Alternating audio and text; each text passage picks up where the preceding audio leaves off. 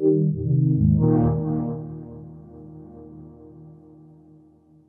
I'm Cevat Yerli. I'm the founder, CEO, and president of Crytek.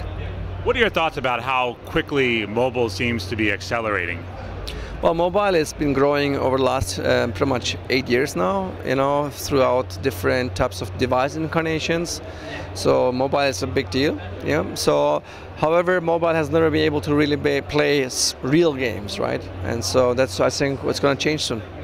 What are your thoughts about the new Tegra X1 technology and what that opens up for games like Crysis 3? Yeah, like Jensen said, I mean, and he's completely right, so the TX1 is kind of like a mobile supercomputer, and I think we were able to,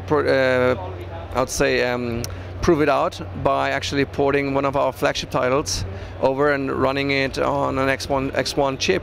Like running Crysis 3 on it, and we were astonished how powerful that chip is and what it can do today already.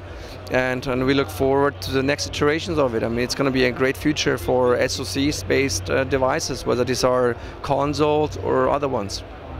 Gamers are very familiar with the Crysis games, but just give us an idea from a development standpoint of how taxing that is to hardware.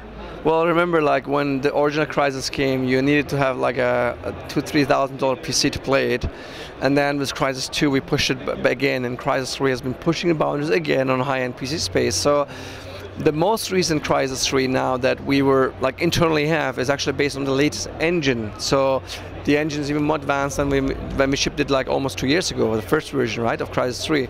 And so we actually took the very latest internal version and remastered it. It took us some effort. It wasn't effortless, right? It took us some time to get there. But once we got it running, we were astonished how much hardware technology, competition power on the mobile space, on the SoC space, has been, system on a chip space, right? SoC has been actually evolving or evolved so far, and having our engine run it on it, having Crysis 3 running on it was a blast for us. What are your thoughts about the Nvidia Shield device itself and what impact that will have in the video game ecosystem? I think it's a great positioning. I think being like a SoC, like Android TV-based console, it's a new thing for gamers, right? Android has been this, you can play some games on it kind of device thing, like mobile or tablets, but actually entering the console space is a big step forward, in my opinion. It has a potential to unify the devices as well and unify the development for new generation developers. And I think generally it actually validates the fact that these devices are able to play real games now.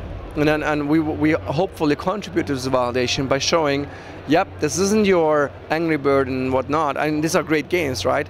But console gamers are used to play these big productions like an Halo or like Call of Duty or Crysis, and those games actually are really taxing on hardware, right? You can't play them on a mobile phone in a sense.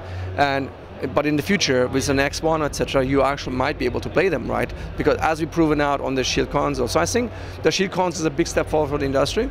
And streaming games is also another area that's been always in development for the last 5 years now with OnLive and Gaika, etc. But I think Nvidia has offered the most complete and realistic solution so far.